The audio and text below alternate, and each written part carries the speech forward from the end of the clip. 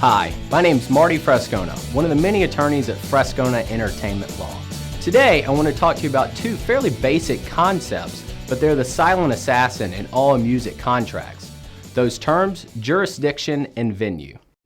Now, when you hear jurisdiction or see jurisdiction in a contract, it's simply referring to the court where any dispute would be heard.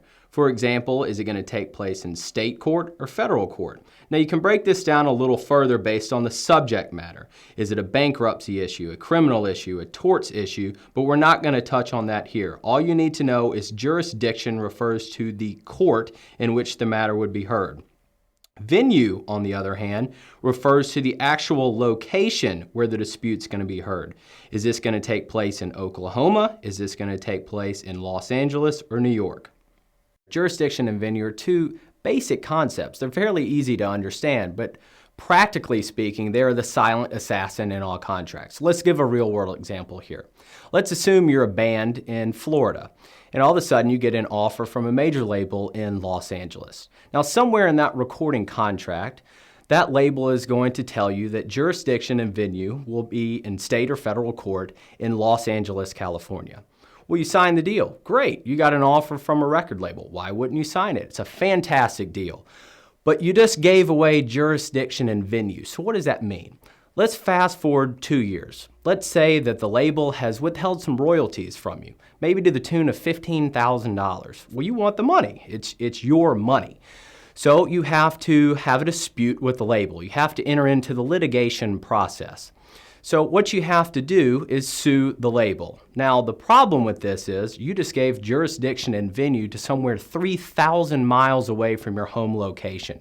Practically speaking, you have just checkmated yourself out of the game. You have to go to Los Angeles. You have to retain local counsel, probably at some bloated price at $500 an hour. You have to pay court fees in Los Angeles and in California. You would also have to pay for any discovery process, flying back and forth. The entire group has to go. You may have a bill of $150,000 simply to bring a dispute for $15,000.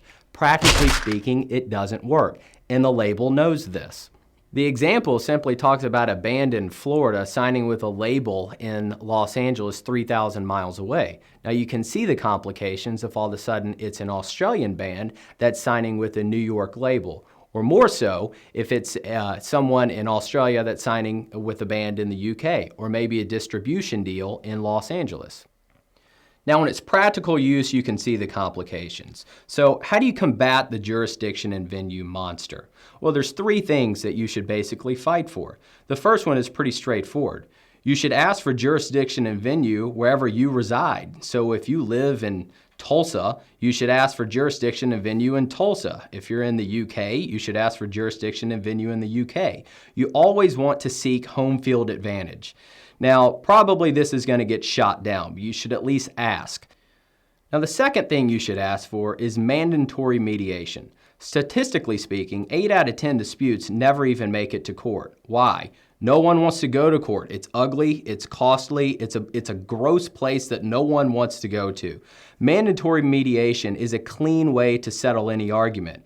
It's a third party that basically sits down and listens to the arguments from both sides and makes a recommendation.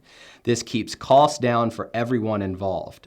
Number 3, if mediation does not work, ask for a binding arbitration. Arbitration is where the dispute is heard by an arbitrator, and the arbitrator makes a final ruling on the matter. This eliminates massive court costs and keeps the matter out of the public eye. If you have additional questions, please feel free to contact me at mff@fresconalaw.com. You can follow me on Twitter at FresconaMusic or log on to my blog at musicglobalization.com.